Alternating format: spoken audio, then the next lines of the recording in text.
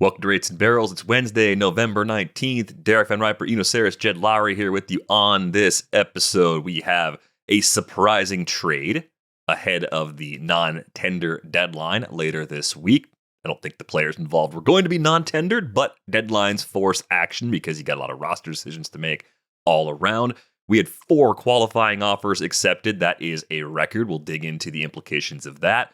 We're going to try to make the Pirates offseason seem interesting. Got some other news and notes to get to, and we'll dig into a few bargain bats that we like in free agency this winter. How's it going for you? That's good. That was damning with faint praise. We'll try to make the Pirates offseason. I got my Pirates yellow on. Here we go. Let's go. Yeah, okay. Jed, when's the last time you think the Pirates had an interesting offseason? What year was it? Were we alive? We were children, most likely. Yeah, I don't remember one. Yeah, there you go. So it's been a minute. We'll see if we can do it though. I believe in us. That's the important thing, and you probably believe in us too. If you're listening to this podcast, you can join our Discord at the link in the show description. Like this video if you're watching us on YouTube, or subscribe to the YouTube channel if you've never been there before. It's a good time. Let's talk about this trade though. Grayson Rodriguez gets traded to the Angels for Taylor Ward. This is not the type of trade I expected the Orioles to make because we've spent the last several years on the pod saying the Orioles need more pitching. And I have spent the last several years saying, I believe in Grayson Rodriguez if he's healthy. And that's a huge if, and it gets bigger every single year. I went back and I looked at the injury logs for Grayson Rodriguez, and if you just limit it to the last 2 seasons, it's bad, but it's okay if you take the broader snapshot. Professional workloads by year, right? He threw 94 innings in 2019. That was the year after he was drafted. Young pitcher being eased in, not a big deal. 2020, didn't throw any innings because there was a pandemic. Not his fault. 2021, 103. Okay, you can live with that. It's kind of building up off of a 0. Fine. 2022, though, is where the problems started. That's when he had his first injury that was either a lat strain or something like a lat strain. Described as a lat strain, initially back cramps. So, minor league injury there. 2023, he throws 163 in the third innings. If you combine the innings in Baltimore with his innings at AAA. And that's important. I think that's how you should count innings. Look at the entire season across multiple levels. That gives you a sense of maybe the North Star of what you could hope for with optimism. Unfortunately, a lot of arm injuries in the last 2 years. 116 and 2/3 in 2024, a 0 in 2025. Those 2024 injuries, 18 days missed early in the year with shoulder inflammation, 58 days missed with a lat strain that was actually a teres major strain. And then, of course, in 2025, it started with March elbow inflammation, had a cortisone injection. That was later described as tricep soreness. In April, that was a right lat strain. He got a second opinion. And in August, he actually needed a bone spur removed from his elbow. That ended the season officially. So it was a mess, just a completely lost season. Let's just start with the health question. You're talking about a guy that has several years of control left. How many innings are you trying to project for Grayson Rodriguez in 2026 and beyond? Because that's going to ultimately determine what kind of value the Angels might have got back in this deal. I think that's the $1 million question, right? And I think the Orioles, at some point you just have to decide whether the relationship between you and the player is working. And sometimes, a guy needs a fresh start, and a new way of thinking about things. So I think it's impossible to predict what the innings you're going to get out of Grayson Rodriguez, but the upside is there. And the Angels, you're losing out on 1 year of Taylor Ward for the potential of a, Grayson Rodriguez resurgence. And that's a gamble I would take, by the way. Yeah. I think I like this for the Angels. And, but the thing is, we can't see into that relationship. And what we see on the outside is reoccurring lat strains, reoccurring shoulder problems. And this isn't like something that's like, he'll have Tommy John, miss one of those 4 years, and still be worth it for the other 3 years. Seems to be like something in the shoulder that, may actually be a bigger deal than just Tommy John. And so I guess that's what that's what the Orioles are seeing. In terms of what the Angels are seeing, if you give him 100 innings, he might give you 2 wins. Last year, 2 wins of a replacement. He did that in 116 innings last year. Taylor Ward's projected for 2.5 wins. So he could be equal to Taylor Ward next year, and then you get him for another 3 years. So another 4 years. Is that right? It says here 3 more after this year. He's a free agent after 2029. Yeah, I don't like that. Fangraphs says like free agent 2030, and I'm always like, is that is it in 2030? After 2030? Yeah. It's so he's after the 2029 season. He's a free agent. And I also just wonder, what is that relationship like that because the Orioles need pitching and they traded away pitching. They don't even really need outfielders. Maybe they do. Jed was making the case that they needed outfielders, and I guess I could see it. But when I look at their outfield, I think it's weak in center a little bit, but it's not necessarily weak as a group. I like Tyler O'Neill still as a hitter. I think Colton Cowser is a great young player with a great eye at the plate and good bat speed. And I like Dylan Beavers. So, there's a lot of players that's a little bit weak on center field defense. Taylor Ward doesn't solve that. So I think they turfed Dylan Beavers' value for next year. Dylan Beavers looks like he's starting in the minor leagues now because of this Taylor Ward trade. And they hurt themselves at a position of need. They need starting pitching. And, what they've been able to do in the last few years, even if the pitching hasn't been great, they've been able to identify back-end starters. Like the Sugano deal was actually pretty good. They bring over this veteran Japanese guy, and he's basically a 4 or 5 on a 1 year, $10 million deal, 1 year, $12 million. So they've been good at that. What they haven't done is invested in somebody that's become an ace. Maybe you can say that's what Trevor Rogers is. I put Trevor Rogers down as like a 2-3 at best. And I would rather have Grayson Rodriguez here, as the like, hey, if everything works out, we got an ace. That's what I would do, but that's not what the Orioles did. Well, and I, like I said, I think this just comes down to the relationship between the player and the organization. And, I don't think there's anybody to blame in this. There just becomes a point where like, it's just not, some of those relationships become so strained that it's untenable. And so that's why I said earlier, a fresh start, right? Fresh start sometimes is good for both organization and player. And if you look at the outfield, I don't know how they view O'Neill going forward, but I agree. Cowser and Beavers, I like both of those young players.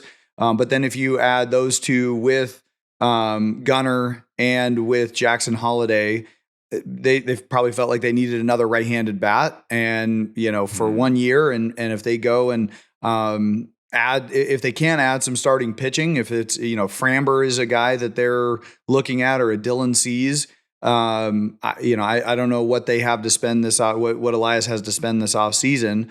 But you add a right-handed bat, and you've got, Basayo and Adley in there as well. Should be a good offense. That should be a good offense. And like I said, if this was an untenable situation, moving forward with the player and the organization, they at least added a right-handed bat that should balance out the lineup a little bit more. There's some hints that what you're saying is true. Mike Elias made some public comments before this trade about Grayson Rodriguez next year, and he ended with the idea that he said, we can't plan around it. He said it'd be nice to have him, but we haven't had him in so long, we can't plan around him. So right. To Mike Elias, he was already like, I got a 0 next to Grayson's name in 2026, like 0 or plus, a question mark, maybe a spreadsheet. Like, I don't know. Is it 0? Is it 50? Is it 150? Like, any of those outcomes almost seem equally likely at this point. But I do think I'm a little optimistic about 26, just because it was a bone spur that was removed. It wasn't TJ, it wasn't internal brace, it wasn't like a major surgery. It was a procedure that but how long until the lat strain from. comes back? I mean, it seems like the lat keeps straining over and over again. There's something going on there.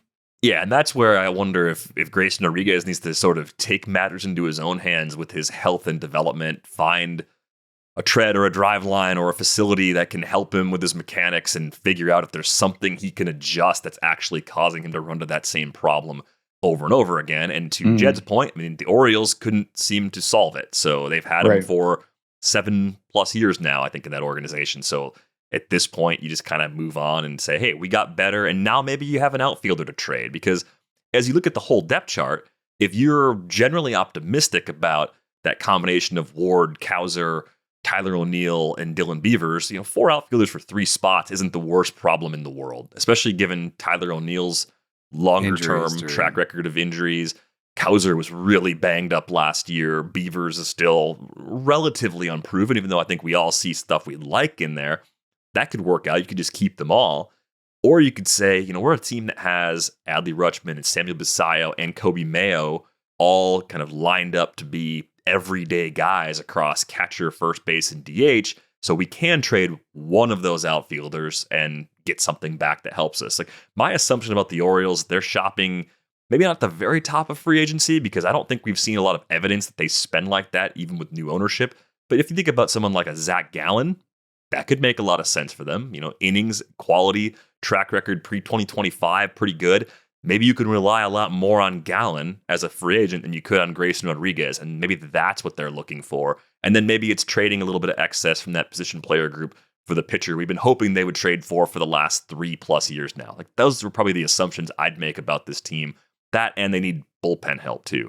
So there's probably a trade or two coming from this front office in the weeks and months ahead. I don't know. They haven't done the trade. So I would say if you look in their history, the most likely situation is they sign Max Scherzer and Dustin May and Nick Martinez. I don't know. I'm just, and they're like, hey, we did it. We got 3 guys for a combined $35 million, and one's in the bullpen or in the rotation. The other 2 are the back end. Here we go. Yeah, drop the banner. I mean, I'm bullish on this Orioles team as long as they don't do what you just described. But I find myself saying ridiculous things, maybe because it's November. Like, let's make the Pirates offseason interesting. And I like a move the Angels made. Like, that scares me to my core that I'm on maybe board. That means something different for the Orioles going forward. You said something in one of our chats. I mean, it's funny when you work with someone as tightly as we work together. We are talking to each other in like 8 different places. It's stupid, yes. I don't know if it's a Slack message or a text message or a DM or... Anyway, you said at some point, when was the last good Orioles move? Which, other than the drafting and the developing. The drafting, the drafting. I mean, the drafting and the developing. I mean, come on, you're talking about. That was good. I mean, even a guy like what Jordan Westberg, right? Yeah, like. He's a guy that we kind of cruise right over, but a guy that's, an all-star already. And, might not have the upside of some of the other players, but this guy's a performer, right? Like, he's just a big leaguer, and he's going to help you trades win. And signings. Like, Sagano's almost the best. I mean, Corbin Burns. The trade, that was a good trade. They didn't need Ortiz and DL Hall. Like, they don't miss that worked those out guys well for them. Yeah, Corbin Burns. So if they have the depth to pull that off, that would be a good time to do this right now. Maybe call the same team out Freddie Peralta, because they just signed Brandon Woodruff on a QO. Hey, those are independent moves independent decisions according to the owner and the president of baseball operations. And owners and presidents of baseball operations always tell us the truth. DVR is getting nervous over there. Whatever the percentage likelihood that Freddie Peralta was going to be traded before Brandon Woodruff signed that QO, it is higher now. It is higher. It has to be higher because you have one more pitcher and you have a lot more money locked in for this season. And there were 9 players that declined the qualifying offer, but 4 accepted. We don't usually see that. I think that a speaks record to of 4. I mean, we'd had. I think we'd had before that. We'd had 11 ever. Or 11 accepted ever. Yeah, so maybe 2 in 1 year at some point, but generally, teams I think were rightfully more aggressive in offering the qualifying offer. Because I think in a lot of these cases, it made sense. Woodruff is one of those cases. It made sense to make that offer. He ended up declining a $20 million player option, and the qualifying offer is $22 million and a little change, actually. 22.025 if you really like decimals, which people on the show do. But he got some sort of buyout on He got a $10 million option. buyout, too. So I know the accounting's a little funky. He ends up basically getting $32 million to stay in Milwaukee for another year. And if Brandon Woodruff shows us on a per-inning basis a larger body of work that looks like what he did post-shoulder injury in 2025, then he probably gets a multi-year deal next winter. Not a crazy one because of his age, but better than what he was going to look at this winter. And he gets to stay in a familiar place. And all of those things kind of made sense where I get why the Brewers offered it. I understand why Woodruff accepted it. I think it does make the Freddie Peralta trade possibility more likely. I don't think they have to do it, though. I think they can wait and see if they get a deal they like. Financially, they're not in a bad spot, even with Woodruff accepting. They can run it back. They could just be a good team. They could just say, hey, we got Freddie Peralta and Jacob Mizorowski and Brandon Woodruff and Quinn Priester as our top 4. That would be a better rotation than you had for most of last year when you had the most wins in the National League. You know? Yeah, and then you've got depth. You've got Logan Henderson. You've got Chad Patrick and Robert Gasser and Coleman Crow. And I'm naming too many guys now, but that's a good problem to have. Everyone's always looking for pitching. So if you don't get the deal you want for Peralta between now and opening day, great, keep him. And if your season doesn't go the way you expect, trade him at the deadline. Or if your season's going great, give him a qualifying offer next winter because people are going to be interested in him on a multi-year deal, and it's not going to be that much of a deterrent for teams that want Freddie Peralta a year from now. I'd be rooting, if I was a Brewers fan, I'd be rooting for them to keep Peralta. The position players, I thought, had a slightly different math in front of them. For Trent Grisham and Gleyber Torres, what you found was that their projected contracts were, I thought, like some of them were decent values. Like I was writing up Torres as one of my favorite free agents because he was due either 3 and 48 from Tim Britton or 4 and 52 from Jim Bowden. And either way, his dollars per win was really good. And I was like, hey, this is a guy who's still going to be above average as an everyday player for a couple of years. I think he can stay at second for at least a couple of years. If you're doing a 3-year deal, are you worried that he's like a part-time player or a first baseman or something in the third year? I liked it. And the problem was that number 48 is way too close to 22. And that's the problem for Trent Grisham too, where his deals were, Bowden gave him 2 and 30, which I thought was a lot more realistic than the 3 and 54 that Tim Britton gave him. I don't think he was going to get 3 and 54. So 2 and 30, or I get 1 and 20 for both those guys. The idea was I can get half of what I would get in my final deal in 1 year. What's the worst case scenario? I sign a 2 and 20 deal after and get basically everything and Trent Grisham gets to stay in New York and hit to that porch in right field, right? Like if you look at the home runs he hit, there's not the only other ballpark in the big leagues that he hits the 34 home runs he did last year was Sacramento. Every other ballpark is less, right? San Francisco I saw was 23. So, if you take 11 home runs off that stat line, from an average, the triple slash, that he's not getting a qualifying offer. So I think to your point about Woodruff, like staying in a place that, he obviously feels comfortable to play, to put up those numbers. But here's a guy that I think benefited greatly just from the dimensions of the park. And that's not to, that's not to remove the element of actually performing in New York, which has value in and of itself. But he benefited greatly from the dimensions of that ballpark. Yeah. So Trent Grisham's been an interesting player for a long time. Defensively can play center field, but is better in a corner. the numbers against same-handed pitching for his career aren't as bad as you'd think. You don't necessarily have to platoon him, but if you're a good team, you have the option to do that because you've got pretty good depth usually. The amazing thing, Jed, the park is the first thing I thought of with Grisham too. He hit more homers on the road last year than he did at Yankee Stadium. He hit 21 of his 34 homers on the road. He had a 151 WRC plus outside of Yankee Stadium, which is just weird to me. And the weirdest thing of all with Trent Grisham was something I had not previously noticed. He hit all those home runs, and he had single-digit doubles, which is very odd. And I know the idea of doubles turning into home runs is a little bit of an oversimplification that's often applied to younger players, that they're getting stronger, and some of those doubles are going to clear the wall. Like I've heard that for as long as I've been covering baseball. But I think what you have to do when you look at a distribution like that is say, okay, like more likely than not, a good season from Trent Grisham in 2026, and I say this as someone who likes him, is probably more like a 22 home run season. It's probably not 34 again. You don't need that for him to be good on a 1-year, $22 million deal. I think the interesting thing about this, though, is like the Yankees had to have known there was a very good chance he would accept it. It's not good for Jason Dominguez and his playing time outlook for 2026, because the other assumption we're all making about the Yankees is that they will either bring Cody Bellinger back or they will at least pursue Kyle Tucker. And look, there are other suitors. They might miss out on both, and Dominguez might just be the guy in left field again. But I'm really curious to see how the pieces end up fitting once the offseason is complete, because this could be yet another twist and turn in the Jason Dominguez saga. Also, it certainly limits his at bats, right? I mean, he's gonna have to go out and earn every at bat.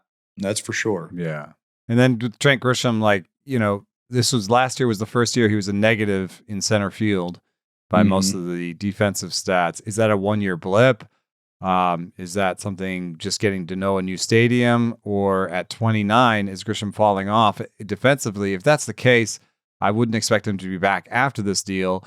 And you still have a center field problem in New York. And I don't know if Spencer Jones is going to be the solution there, but it's really hard to solve that on the free agent market. And it's an interesting problem that the Yankees have. But for now, they paper over it with Grisham, and I think it's kind of fun that he was better away from home. I saw some analysis from Mike Petriello that basically the pulled homers that he hit at home, he hit on the road as well. So that was a wash.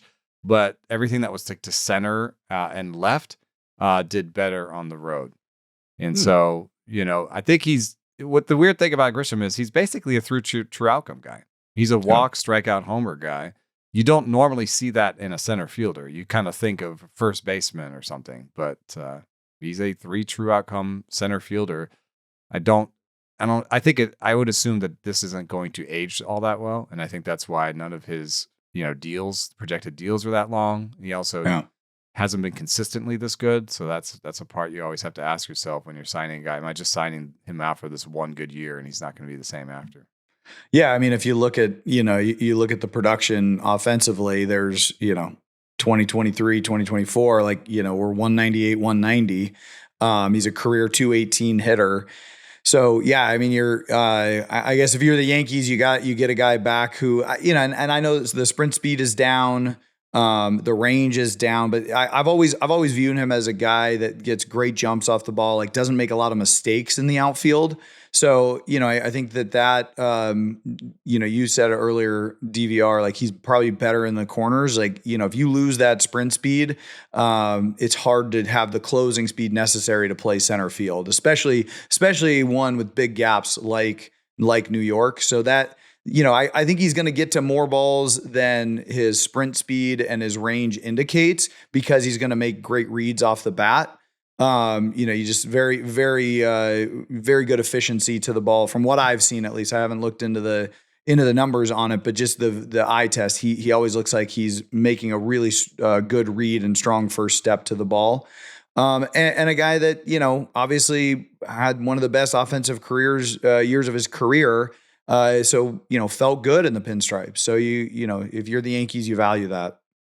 Yeah. He's always made good swing decisions, even when the strikeout rate was high, just in terms of not chasing And this year we saw a 23.6% K rate, second best of his career, best since 2021. If he can hold those gains, that goes a long way too, because even if the home run total comes down, more balls in play, that gives him chances to just get on base, use his speed a little bit, maybe get 8 to 10 stolen bases back into the equation too. I think it'll end up being okay, but the longer term projection on Grisham is very tough for the reasons that you guys mentioned. And with Gleyber Torres staying with the Tigers, there was also an underlying question. Like, I agree that the idea of getting him for 3 years and $48 million or 4 for 52 is generally like a good fit for a lot of teams that were interested, because I don't think he's going to be a bad player over a 3 or 4 year window.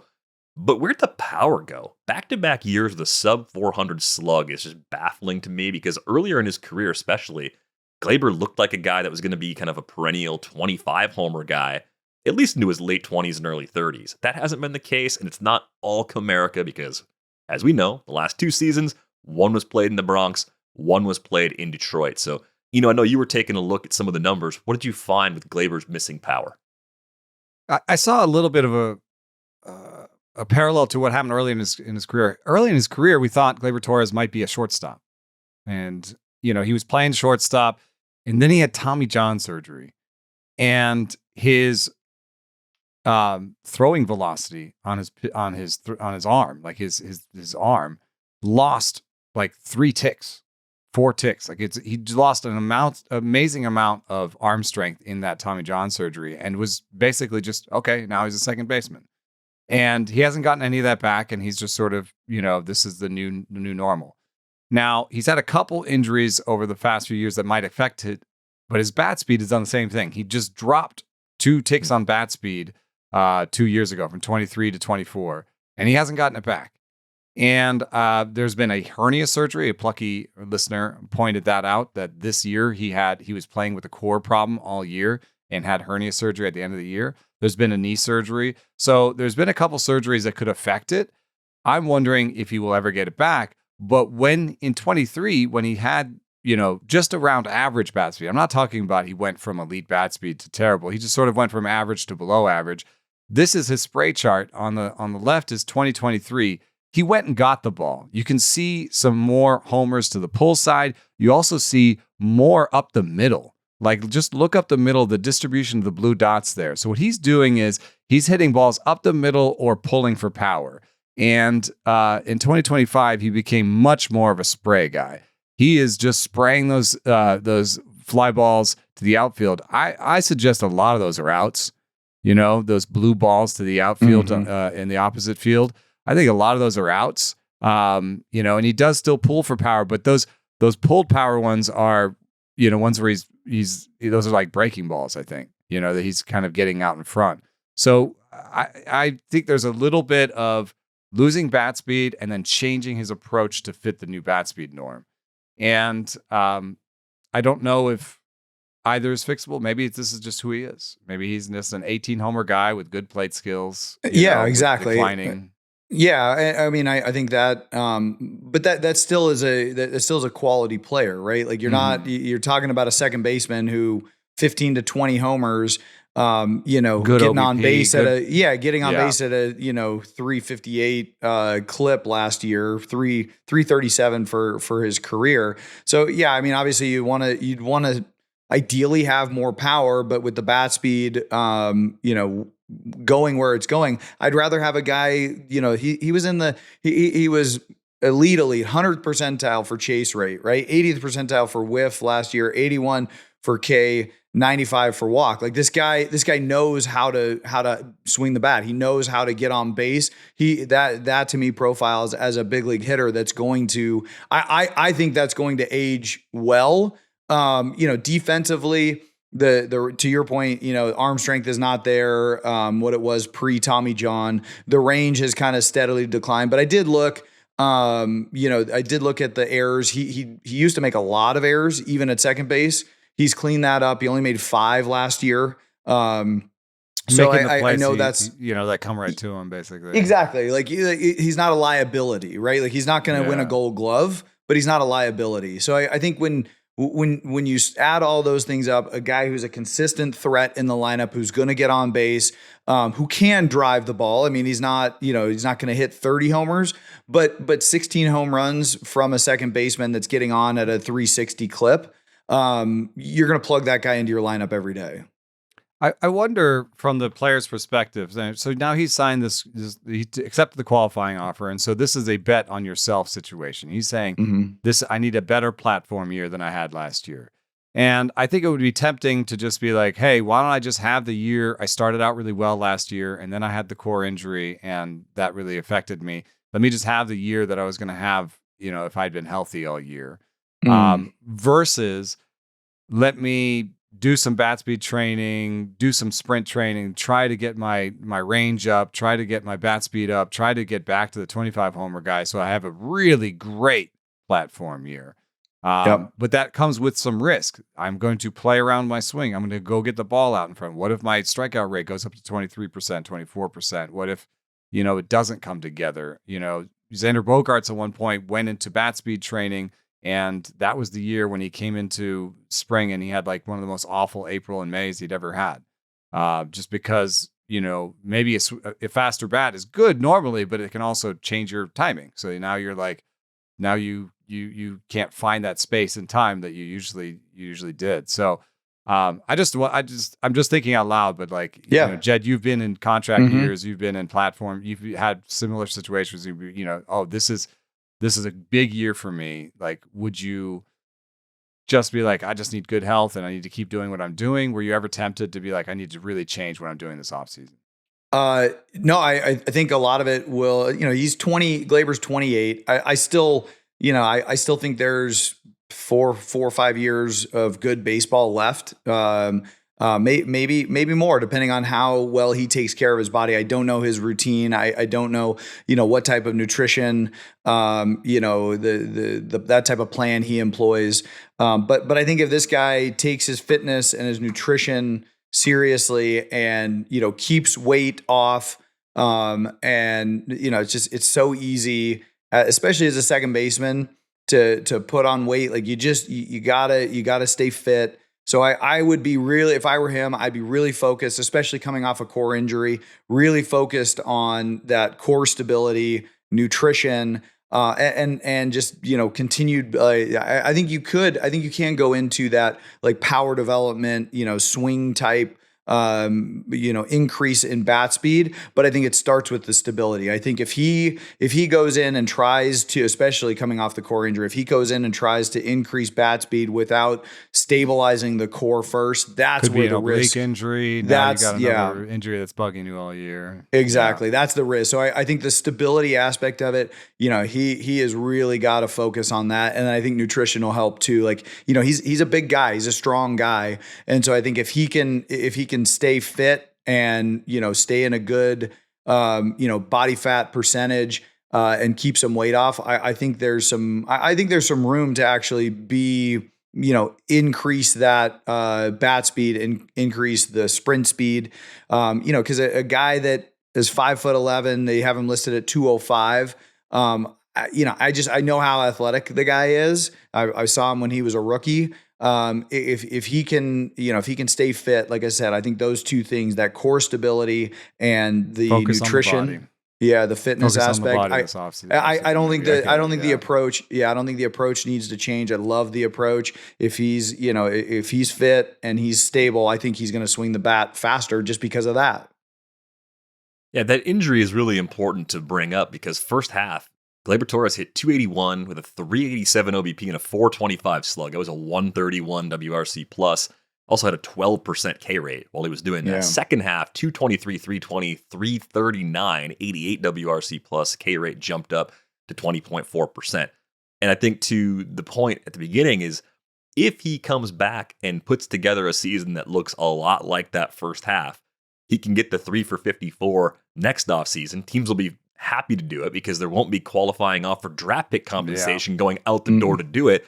And then you tack on 1 and 22 this year to 3 and 50 plus next year, and he gets a 4 for 72 that wasn't even available to him this year. So it is just about showing you're healthy over a full season from a fantasy perspective, I would say he's a little undervalued in early drafts too, going outside the top 200 at a position, second base, that is not very deep. Tough position.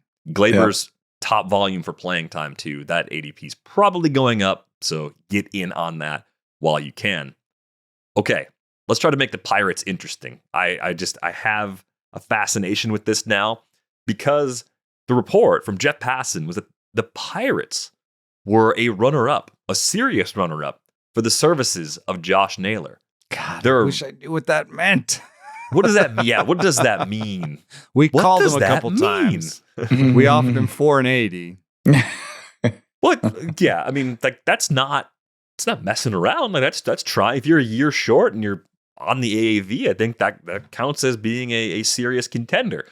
But the thing that got me even more excited about the Pirates was this idea that they could let Connor Griffin compete for the starting job at shortstop. Because that tells me that they're a little bit serious about maxing out talent on the roster. Like spending some to help the roster in free agency is important because they don't usually do that, especially for a player like Naylor. If they really were in a 4-year deal, that's rare air for Pirates free agency. They extend guys sometimes, very, very rarely, but sometimes. They don't do damage in free agency. Is Ivan Nova still their biggest free agent signing in franchise history in terms of dollars? Well, in terms of impact, maybe Russell Martin, 2 years and $17 million. Yeah, but I think in terms of American dollars, I think it's Ivan Nova. That's sad, but sadness aside. Okay, first part of this. Connor Griffin, do you think it's a good idea to let him compete for the starting shortstop job? Are you on board with putting that expectation out there, that possibility out there in the middle of November, Jed? Because to me, it seems pretty harmless to float that out there to kind of rile up the fan base and make them think, hey, the next part of our future might be closer than you think. Yeah. Yeah, I think that that's a decision that you make when you know the personality of the kid, right? And if the kid is a confident kid that thrives off of that type of attention, then absolutely, I'm putting that out there. I mean, he flew through the minor leagues last year, ending up in Double-A here and performed really well.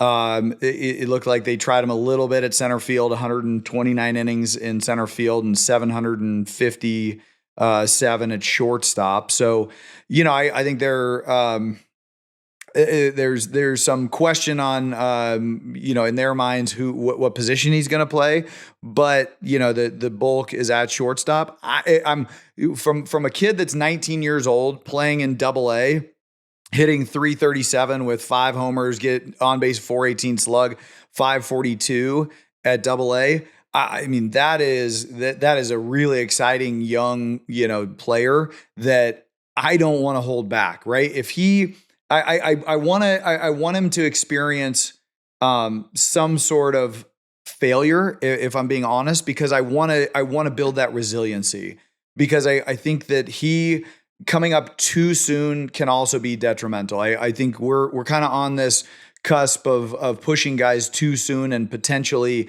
breaking them before they actually have an opportunity to establish a routine that will carry them through the ups and downs of major league life. And so I want him to absolutely see that runway and see the opportunity to make that team, but I'm also not giving it to him. I think, he has got to earn that. And I think a part of earning that is actually showing some resiliency through failure. In terms of stats, he hit a ball 115 in the minor leagues this year, and he did so with a passive, a good strikeout rate, not necessarily a great one, but a decent one. And he plays shortstop. I would say he probably plays a better shortstop than Nick Gonzalez. So for me, I would say statistically, I'm as far as mindset, I agree. Maybe the best thing for him would be to struggle in spring, show some resiliency and come up mid-season and take that shortstop job. Because if he just takes off, but I will say that, when he first landed an A-ball, he had a 28, 29% strikeout rate for the first month or so. And he hasn't had one that high since. So maybe there's already been some struggle. We don't know all the full story about. And you've got a little bit of momentum here. I just looked at the Zips projections for Pittsburgh, and they're around 85 wins. So you're kind of pushing towards it, and that's not going to, the projection system is not going to give Griffin a ton in terms of projection. And there's always this chance that he just is a superstar from the beginning and go with it. So I also think of the interpersonal relationships in the front office. Things have changed. Guys that were supposed to be part of the big new future for the Pirates have left. You know, their director of R&D left. John Baker, their director of player development, left. Like, there's a lot of change happening right now in that front office, and you have to think at some point Ben Cherington is at risk in that front office. And if that's the case, then he really wants them to be good this year. So I would take some chances in free agency to add to this, because right now you have about 8 second basemen on this team. And, that's okay. You know, you've collected a bunch of guys who might be league average, and Nick York, Nick Gonzalez, Jared Triolo, Tamar Johnson's going to come up at some point. You've got all these guys. They can be useful. But what you can do is displace them with the right free agent and make them more utility guys, or push someone to the outfield, because right now you have a hole in left field, and it's not necessarily a hole that can be easily solved with a free agent. So I might sign Gino Suarez for third base, lean into the power, push Triolo and Gonzalez and York, one of those guys, to the outfield, see who can play the outfield. One of them can play the outfield and be a decent left fielder for you. And on that, he's gone. He just leaves. He just walked off. Mic drop. The dog needed to come in. It sounded like a chicken. He's a small dog. The good news for Pirates fans, I don't know if this is good news. Travis Sawchik had this at one point. It was actually Francisco Liriano, 3 for 39 was the largest free agent deal. That topped Nova, who was 3 for 26. And Naylor would have topped that if they had gone down that path. Yeah, and Gino Suarez is 3 for 69, 3 for 70. Those are projections. Blowing that out of the water then, yeah. We're not putting Kyle Tucker on this team, right? No. They're not going to put $400 million down on the table. I think that's kind of a perfect storm situation for a player like Suarez, because I think the Pirates could make him the best offer. They could give him the extra year or the extra dollars or both that teams that are maybe living in the luxury tax thresholds are unwilling to give. And for the Pirates, it doesn't break them. Maybe it gives them some veteran presence in their clubhouse. I think Suarez has a great reputation in that regard. Yeah. The power's holding up fine. Some of the worst power in the big leagues last year. I think the worst ISO in the big leagues. It solves a lot of problems, and he's basically the opposite sort of player of the guy you traded last trade deadline in Ke'Bryan Hayes. Suarez isn't a bad defender, but in terms of the hitter profiles, complete opposite sort of guy. So I like that. I think that'd be pretty interesting. And I was trying to get even more spicy at one point. I thought maybe you could trade Mitch Keller to a team that's really looking for pitching. First team that popped to mind for me was actually Arizona. Could you find a way could you get Ketel Marte if he's actually available? Could you use Keller and some prospects that you don't really need? One of your 8 second basemen? I was just going to say, just add another second baseman to the collection. Right. Is there some way to make that work for both sides? Because I think Ketel Marte is a good player, and a team like Pittsburgh doesn't have the long-term veteran obvious DH either. So eventually, if you want to take him off of second base because you like the 7 second baseman you still have on the depth chart behind him, then Ketel Marte becomes your DH eventually. Why not? Why not live in that space? Yeah. I like it. And I think if you're Pittsburgh, you can say, well, Connor Griffin's off the table. Sorry. Of course. Yeah. He's not going anywhere. But you do have a collection of young, players who've played in the major leagues, and they might like one. If it's Nick Gonzalez or Nick York, or, there might be somebody that, our bat path metric really likes this guy, or this or that, and so you might be able to find a fit there with some of your players, and then Kelly as the kind of centerpiece, I guess. There's always about the money. So is the Ketel Marte trade about getting out from under some money? That's what you have to find out in the conversation. Like, what's the motivation? Is it to restock your minor league system and to get a bunch of young players, or are you trying to get out from under the money? If they are trying to get out from under the money, then that could actually work. I think, yeah. Well, I was just going to say, what about Jordan Lawler? I mean, I guess, does that open up a spot then? Do you move Jordan Lawler over to second and then let Perdomo play short?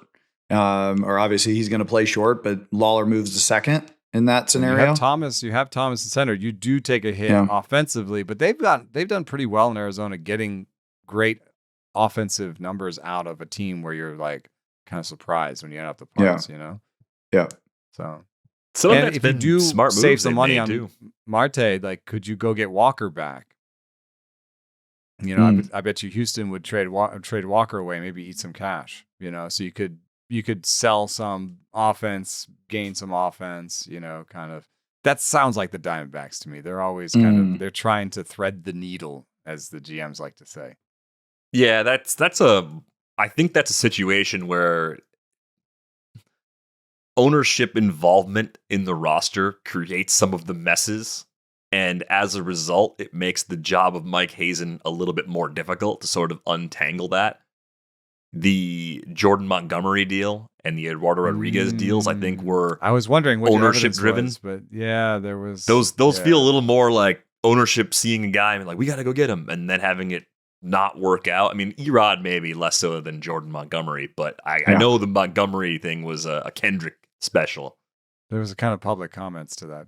Yeah, there was some very public comments about that. Very public. So we could see them going back around on that. I mean, the other stuff the Pirates could do, let's just say you make one of those moves. You add Suarez or Ketel Marte, and then you go out in the lower tiers of free agency and you say, 35-year-old Mike Yastrzemski, come on down. You crush righties, 1-year deal for you.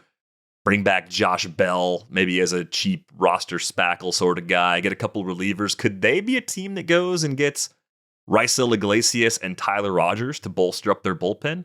Is that a financially appropriate TJ Maxx, Bob Nutting approved sort of offseason? Well, I think you look at bullpen arms like that have some potential at the trade deadline too. I think it just depends on how much they have to spend on those guys and what they think they could get in return if they aren't in a competitive spot for the playoffs.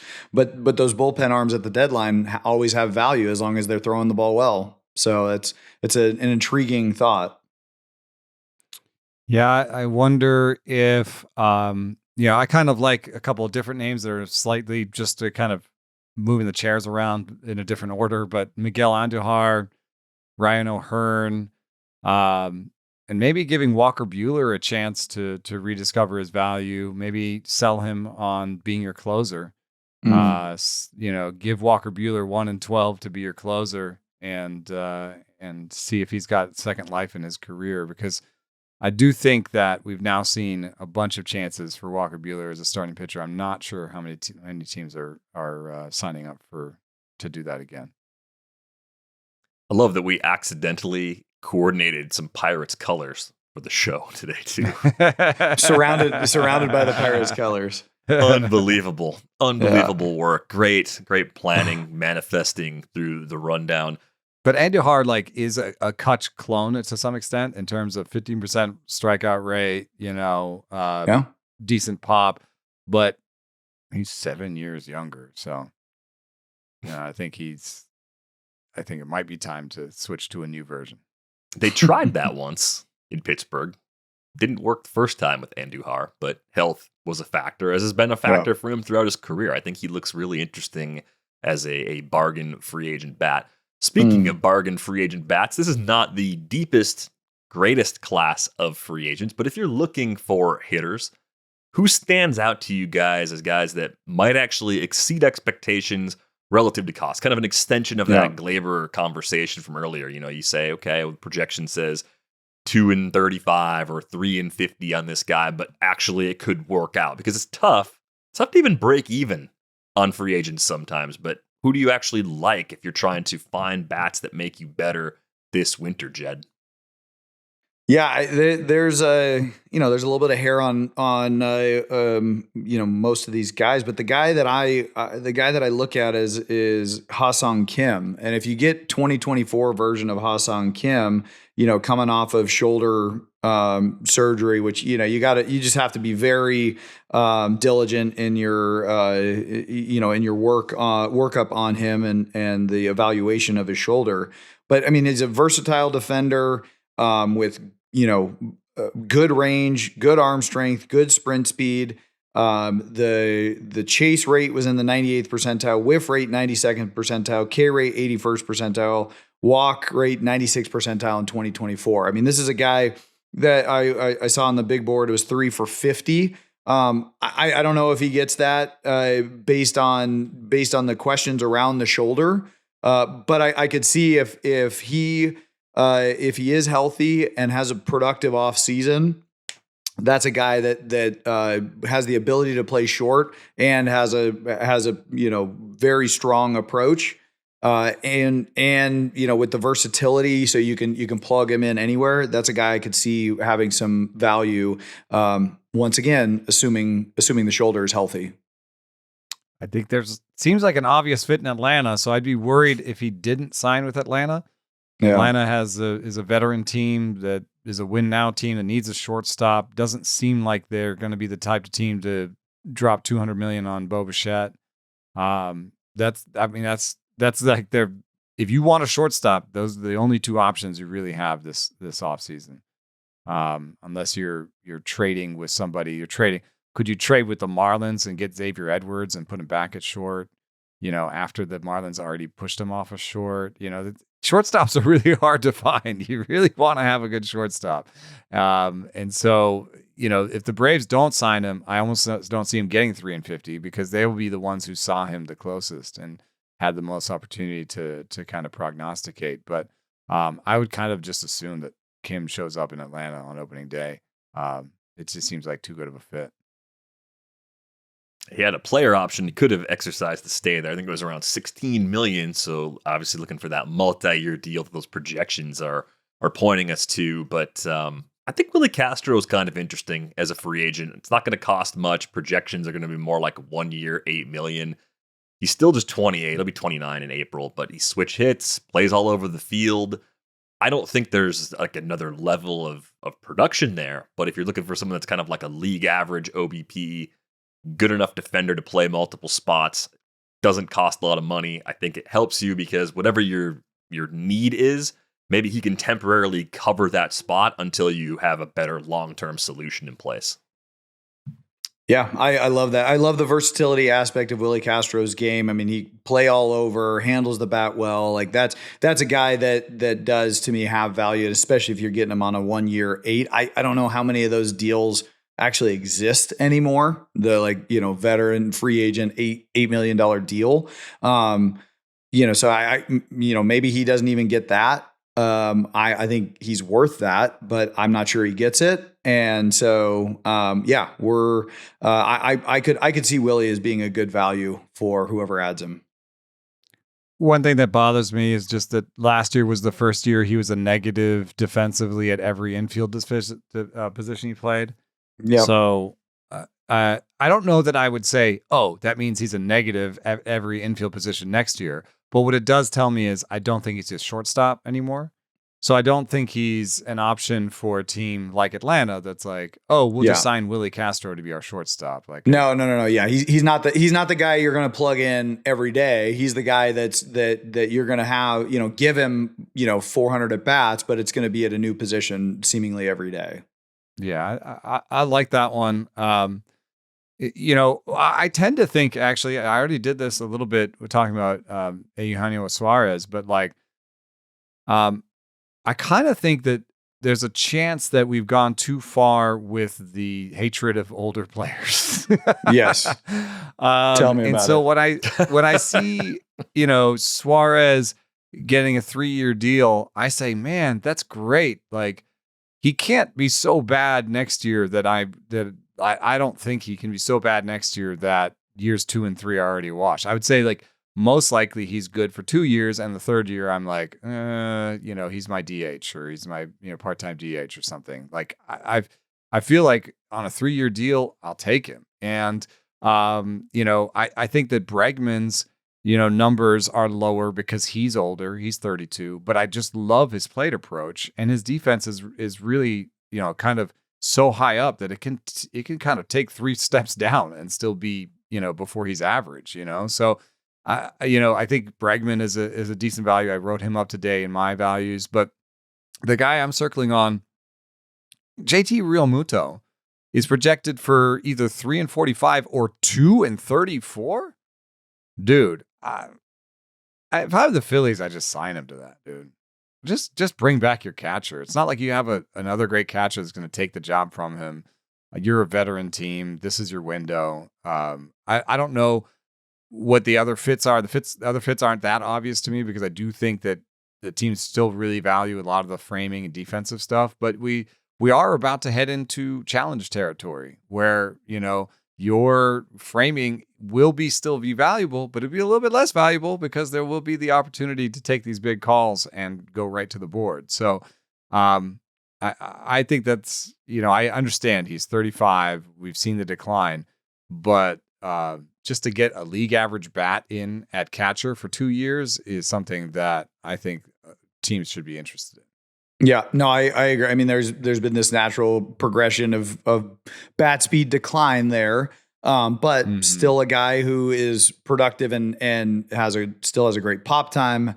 He still grades well. And to I love that point about the framing. And I also get the sense that like JT doesn't bother himself with framing, like doesn't care, is like, he knows what a strike is and he knows what what isn't a strike. And like, he just seems like I don't want to say stand-up guy, but like, he's not going to be framing the pitch that's even 3 inches out of the zone, 'cause he knows it's a ball. Right. And maybe that's hurt his framing numbers. But the guy that is going to lead your pitching staff, that is going to, guide them to where they need to be. So I love JT. And to your point, I think, he's just been a rock for Philadelphia. And so I would love to see him back with the Phillies.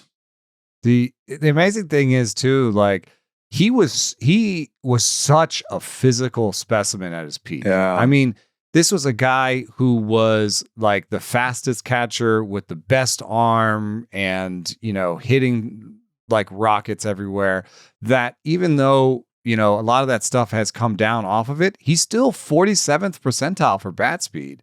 And he's still 76th percentile for sprint speed. Yes. He's still moving. Crazy, dude. Yeah. Like I want the next 3 years of Realmuto. I'm putting. I like it. I mean, like what if I know that the Pirates have is a team made of catchers and second basemen, but like I want to put Realmuto on that team too. Maybe he plays first base for you in the last year of the deal. Who cares? Like, you haven't had league average bats on that team forever. Yeah.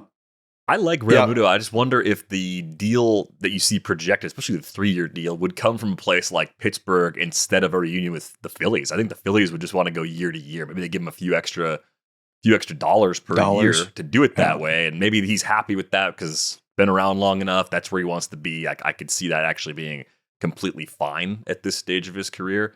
But I bet you he feels like weird for that age. This core hasn't won it all, and we're so close. That's how I bet he feels. Like we score like 2 more runs, last year, or prevent 2 more runs out of the bullpen. Right.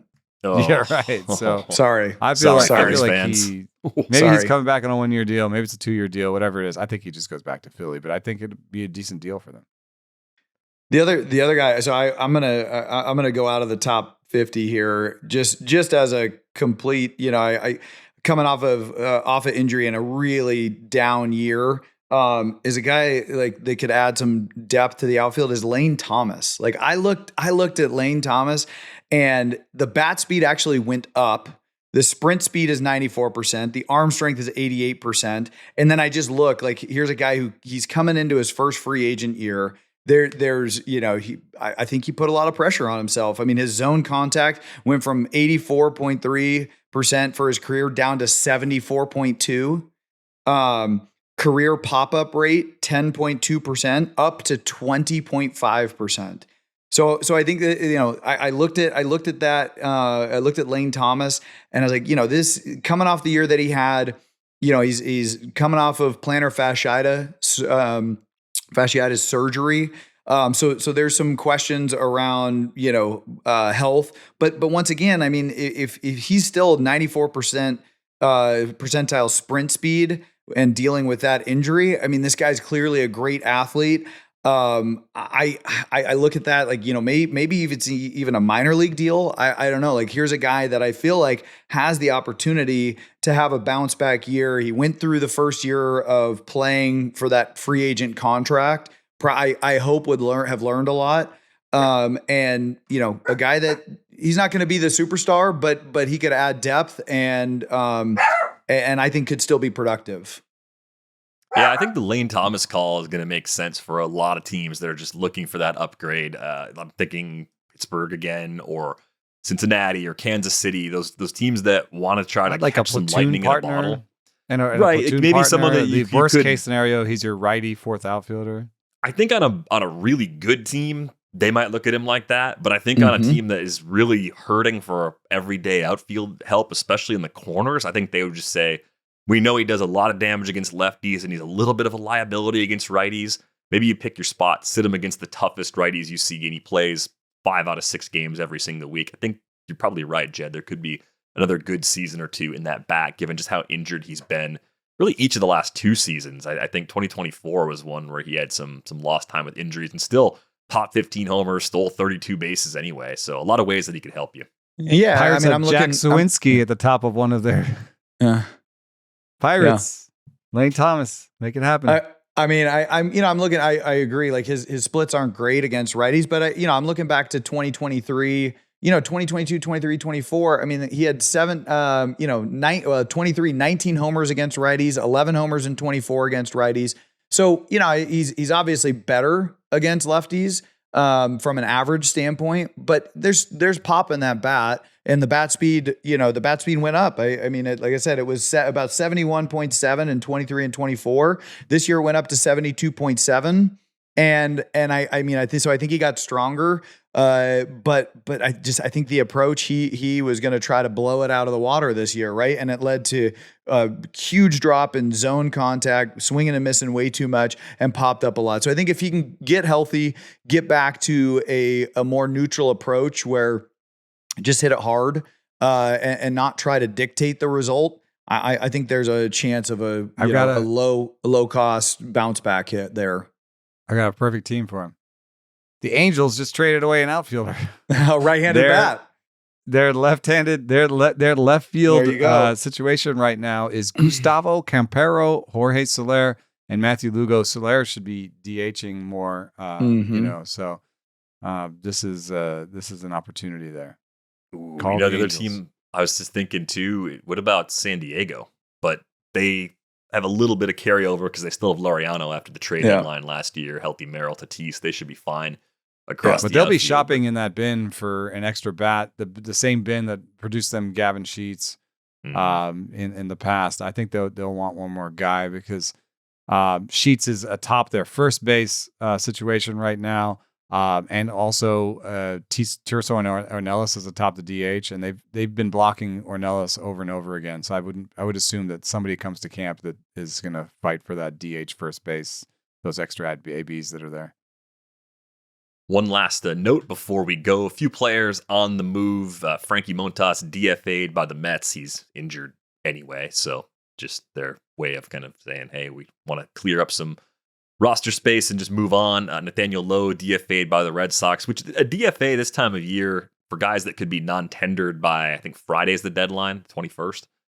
Like, what's the difference really? Doesn't matter. You're just becoming a free agent a few days earlier potentially.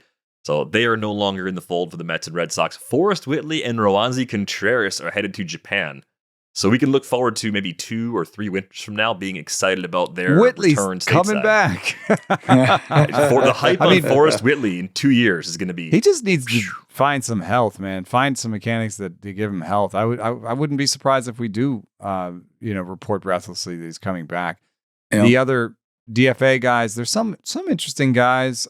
Christopher Morel is back out there. I think at this point he's kind of a righty DH platoon partner, but for some of the back end teams, he does offer tantalizing physicality that I think could still be interesting to somebody. And then Ramon Urias is just a veteran, second base, third base, decent defense, decent plate approach. I don't know if he's a starter anymore, but righty infielder could be useful to some teams. Yeah, could be a nice bench option for somebody. More bargain free agents probably to come on a future episode, because after the non-tender deadline, a few more names will be out there that we are intrigued by because their projected cost in arbitration was just a little bit too high for their front office to keep them on board. Kind of like the least fun part of the offseason. Only redeeming part of the non-tender deadline is at least those players get to choose where they play. Like that. Yeah. That's like, okay, I guess there's a silver lining there. It's kind of amazing how penny pinching some teams can be. What was the William Contreras situation? They declined an option that was like $500,000 more expensive than his projected arbitration number. Sounds about right. Hey, $500K pays one of your biomechanist salaries or whatever. Very true. Yeah, every dollar matters, as we were saying before the show. It matters to somebody in that organization. So that's why these things happen. But we are going to go. Just a reminder, you can join our Discord with the link in the show description. We've got one episode coming out prior to Thanksgiving. That's going to drop on Monday. I think I said at the end of the last episode, we had 2 more this week.